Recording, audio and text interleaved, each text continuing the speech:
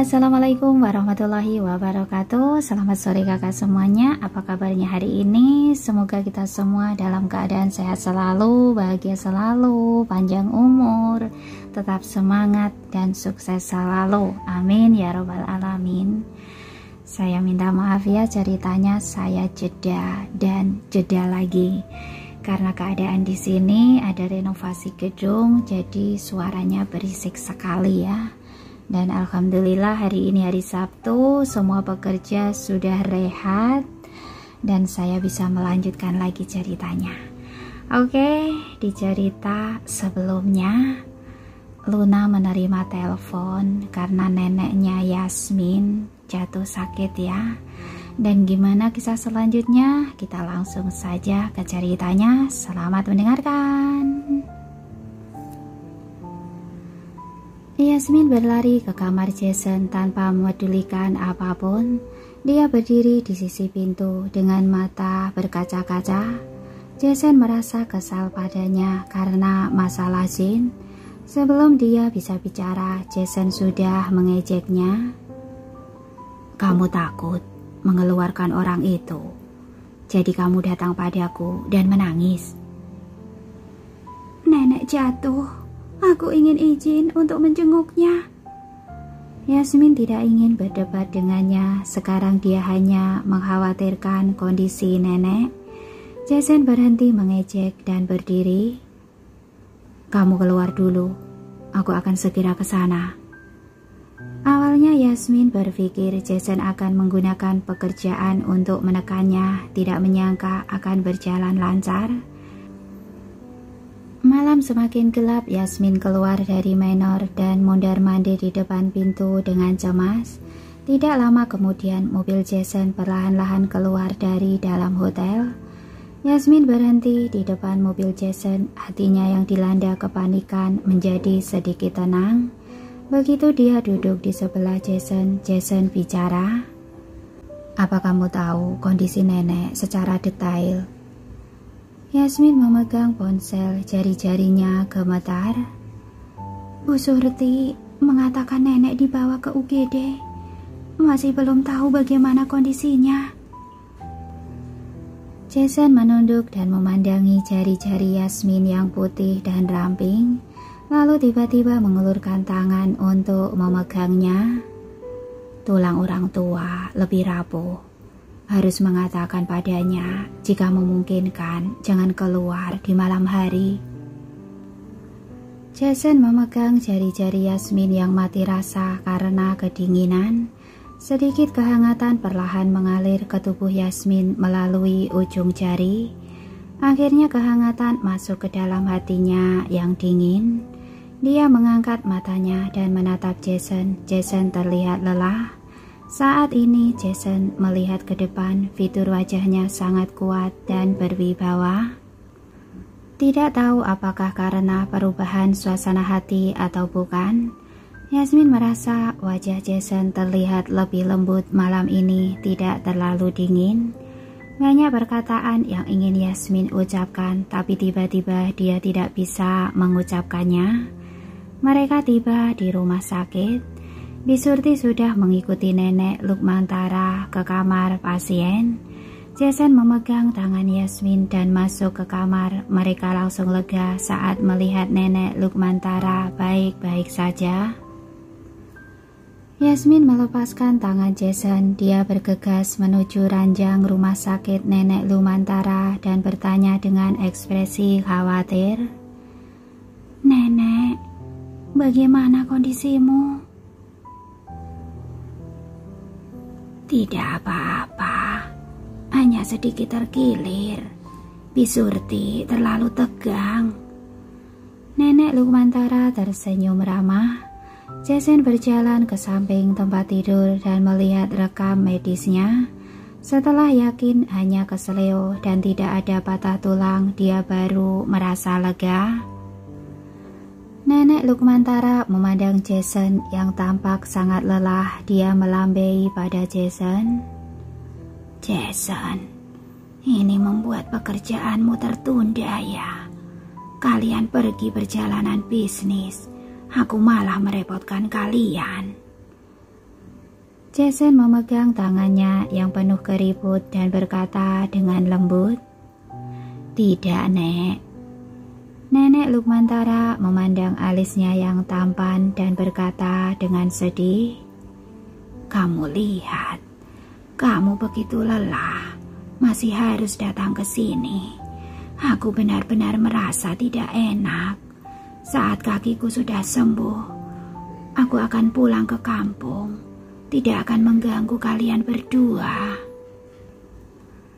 "Nenek tidak mengganggu," jawab Jason dengan tenang. Yasmin memanggil Bisurti ke samping untuk menanyakan kejadiannya. Bisurti sedang merapikan dapur dan nenek bersikeras membantunya buang sampah.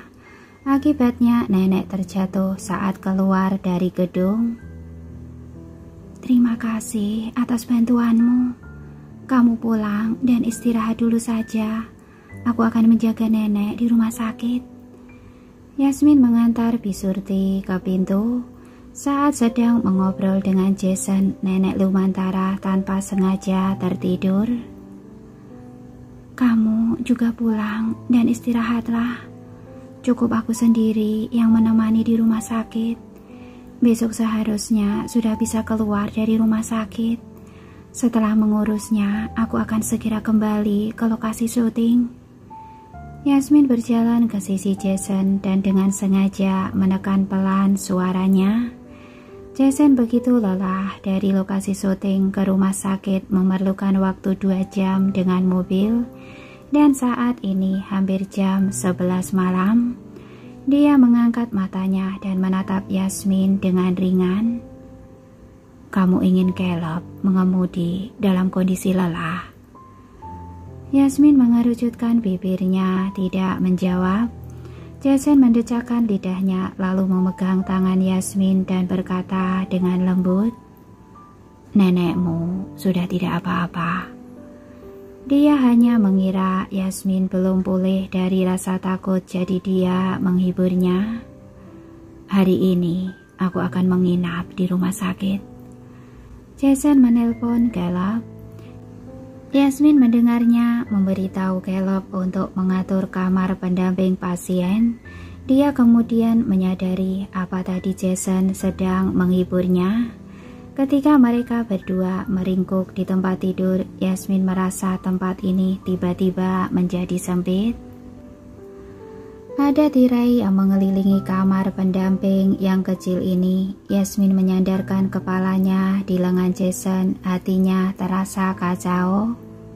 Saat dia akan tertidur, ponsel Jason di samping tempat tidur bergetar dan kemudian berdering.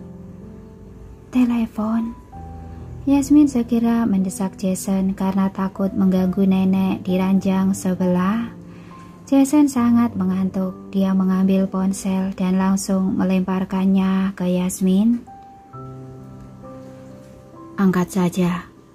Suaranya samar-samar. Selesai bicara, dia menarik nafas berat. Sangat jelas dia merasa kesal dengan telepon ini.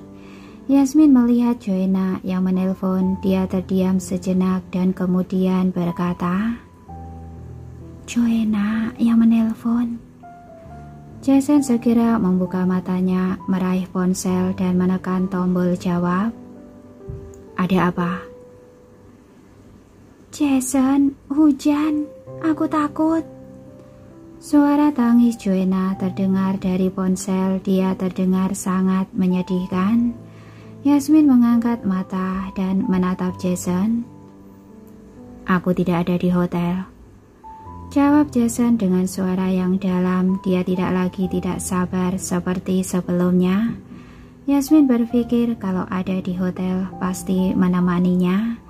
Dia sedikit marah dan dengan sengaja menendang betis Jason. Jason tersentak kesakitan dan menatap Yasmin dengan dingin.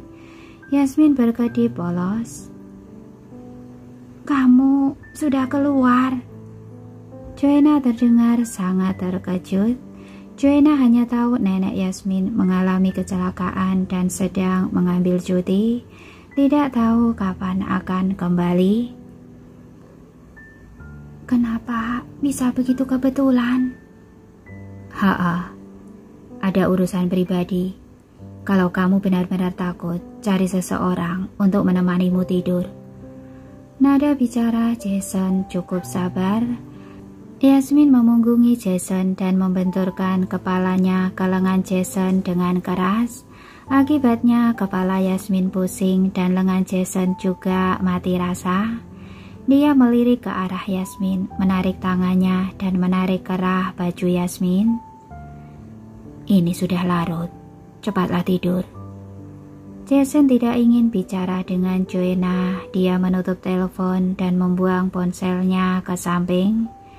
Yasmin masih berusaha melepaskan kerah bajunya. Jason memeluknya dan memutar Yasmin menghadapnya. Apa yang kamu lakukan tadi? Kamu cemburu dan melampiaskan rasa tidak sukamu. Aku mana berani, Yasmin berkata dengan suara pelan. Sekarang sudah jam berapa? Masih saja bicara. Nenek itu sensitif terhadap suara. Nanti kamu akan membangunkannya. Makanya kamu menendangku. Kaki Jason masih terasa sakit. Aku tidak sengaja. Aku hanya ingin meregangkan kakiku. Yasmin tidak mau mengakui kalau dia melakukannya dengan sengaja. Jason menyeringai. Kamu kira aku percaya? Tidurlah. Yasmin menutup matanya dengan tenang. Jason meletakkan tangan di pinggang Yasmin dan merogoh ujung bajunya. Tubuh Yasmin menegang, dia berbisik. Nenek ada di sini. Apa kamu gila? Bukankah kamu bilang nenek ingin kita punya anak? Jason memandang Yasmin dengan dingin. Dia akan sangat senang mendengarnya. Yasmin menahan tangan Jason yang bergerak sembarangan, pipinya memerah. Tidak boleh. Tangan Jason mencubit daging lembut pinggangnya dan mendekat ke arahnya. Suaranya penuh tekanan. Lain kali akan begitu pelit. Yasmin merasa panas. Dia berusaha keras untuk menjawab. Tidak. Tempat tidur ini kecil dan berjejit saat dia meronta. Saat itu tiba-tiba terdengar suara perawat dari luar pintu. Anggota keluarga pasien saat di rumah sakit harus menjaga sikap. Jangan mengganggu istirahat pasien. Yasmin langsung masuk sepenuhnya ke dalam pelukan Jason, sama sekali tidak bergerak. Tangan Jason melewati pinggangnya, memeluknya dengan lembut, meremas lembut dengan jari-jarinya. Akan lebih pelan. Perawat itu segera menutup pintu dengan wajah merah. Yasmin benar-benar ingin menggigit Jason sampai mati. Kenapa pria ini bicara sembarangan? Dia memukul tangan Jason yang membuat masalah. Suara Jason terdengar dari atas kepalanya. Masih mau main-main? Siapa yang main-main? Yasmin mengubah kata-katanya dan memegang tangannya. Jason menariknya lebih dekat ke arahnya dan berkata, tidurlah. Kalau tidak, nanti akan jatuh dari tempat tidur. Yasmin menempelkan wajahnya ke dada Jason, mendengarkan detak jantung Jason yang kuat tanpa mengucapkan sepatah kata pun.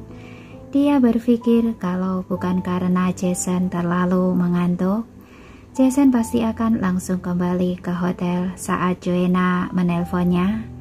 Suara hujan berangsur-angsur menjadi lebih keras dan Yasmin perlahan-lahan tertidur dalam pikirannya yang berantakan. Keesokan paginya, Nenek Lukmantara akan keluar dari rumah sakit. Ternyata benar hanya luka luar, jadi tidak perlu dirawat di rumah sakit. Jadi Yasmin setuju. Jason kembali ke rumah sakit dengan sarapan. Yasmin telah menyelesaikan prosedur keluar rumah sakit. Jason, Kalau hari ini sibuk, kamu kembalilah bekerja. Di sini ada Yasmin. Nenek Lukmantara duduk di tepi tempat tidur kamar rumah sakit dan memberitahu Jason sambil tersenyum. Wajah Jason lembut. Sudah kembali. Apa yang perlu disibukkan? Nenek mau makan siang apa? Aku akan memasaknya untukmu. Yasmin sedikit terkejut. Dia berpikir ketika neneknya keluar dari rumah sakit, Jason pasti akan kembali ke lokasi syuting lebih awal untuk menemui Joanna, kekasihnya. Melihat Jason bermaksud untuk makan siang bersama, Nenek Lukmantara tersenyum cerah dan berkata, "Bagaimana aku bisa membiarkanmu memasak? Di rumah ada Bisurti. Nanti bilang saja pada Bisurti mau masak apa." Jason meletakkan sarapan di meja samping tempat tidur dan membukanya dengan terampil. Yasmin juga datang untuk membantu. Ketika mengambil bubur, tangannya bersentuhan dengan tangan Jason. "Aku saja, buburnya agak panas." Jason mendorong tangannya. Yasmin sepertinya tidak diperlukan. Melihat pasangan muda ini memiliki hubungan yang begitu baik, senyuman Nenek Lukmantara menjadi semakin nyaman dan tenang.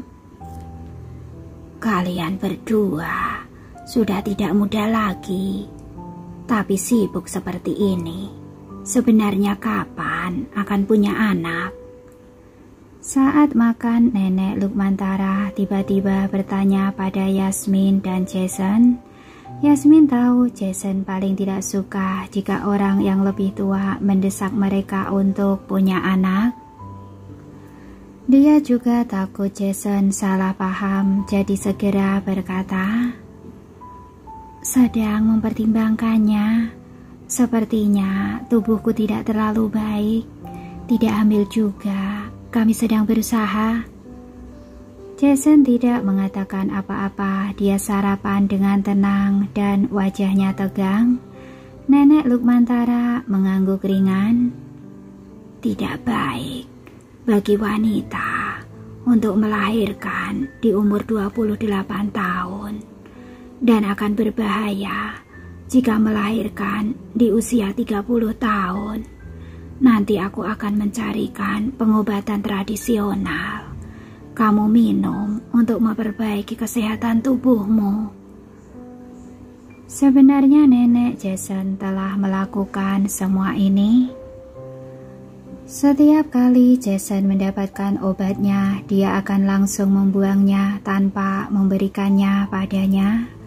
Yasmin menjawab dengan asal, tapi masih tidak bisa menahan diri untuk diam-diam menatap Jason. Setelah makan, Jason mengantar Yasmin dan Nenek Lukmantara pulang. Bisurti sudah menunggu mereka di rumah. Jason dan Yasmin membantu nenek masuk ke kamar dan Bisurti mengikuti mereka masuk. "Bi, tolong jaga nenekku. Aku akan keluar dan membeli obat untuk cedera kaki dan beberapa bahan makanan." Yasmin berdiri di depan pintu dan menatapnya, nadanya sedikit cemas. Saat mengatakan ini, dia melirik ke arah Jason yang sedang berjalan keluar rumah. "Pergilah." Nenek Lukmantara tersenyum. Yasmin berlari keluar rumah. Dia melihat Jason menunggunya di tangga. Dia mendekati Jason dengan gugup. Sejak nenek membahas tentang melahirkan anak, Jason hampir berhenti bicara dan hanya menjawab sesekali. Yasmin tahu betul Jason marah pada neneknya. "Apa yang nenek katakan jangan diambil hati. Orang tua memang suka mengomel." Jason menyelanya dengan tidak sabar. "Dia mengomel, atau kamu sengaja memancingnya?" Yasmin mengangkat mata untuk melihat ke arah Jason. Rasa sakit melintas di matanya.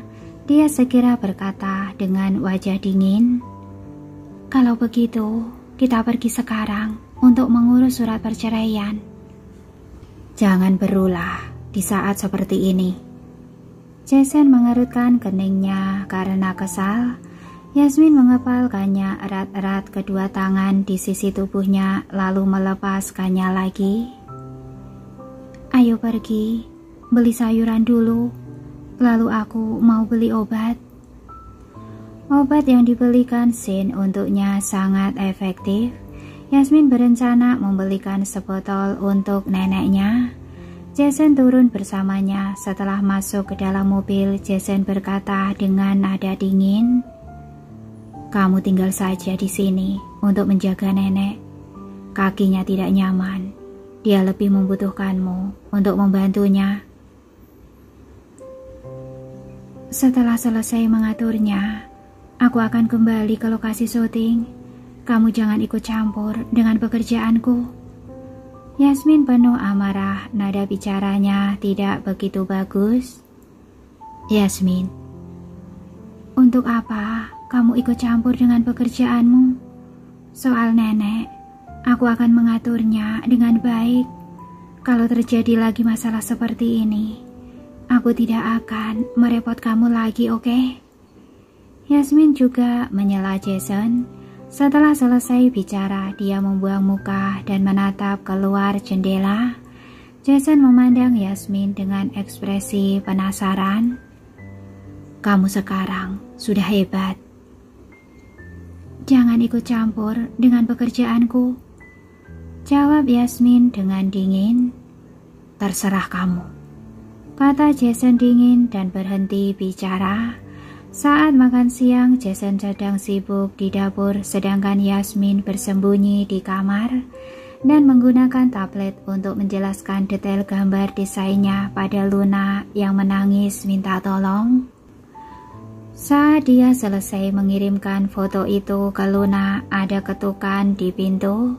Nenek Lukmantara membuka pintu dan melihat Yasmin memasukkan tablet itu ke dalam tasnya. Dia tampak tidak senang. Kamu ini malah bersembunyi di kamar dan bermain, bahkan tidak membantu Jason. Oh, aku akan pergi membantunya. Yasmin menutup resleting tasnya, berdiri dan pergi ke dapur dengan kepala tertunduk.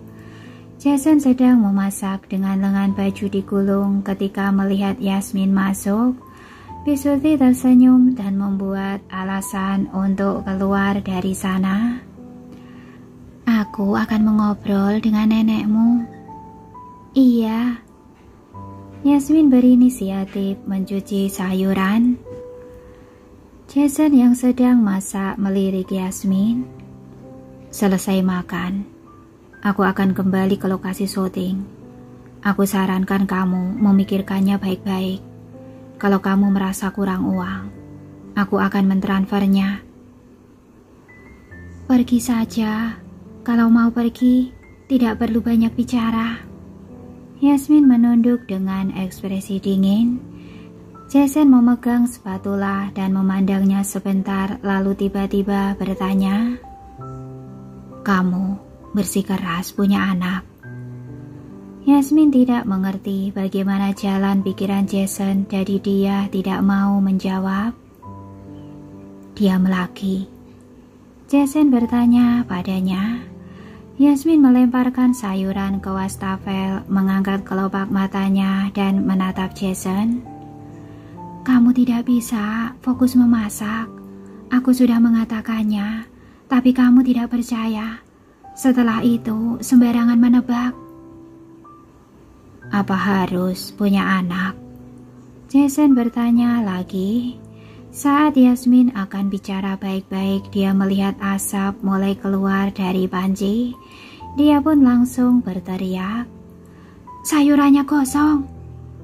Jason segera memegang panci dan mengangkatnya. Api berkobar ke kap mesin. Yasmin mengambil kerang yang direndam di dalam baskom dan menuangkan semuanya ke dalam panci.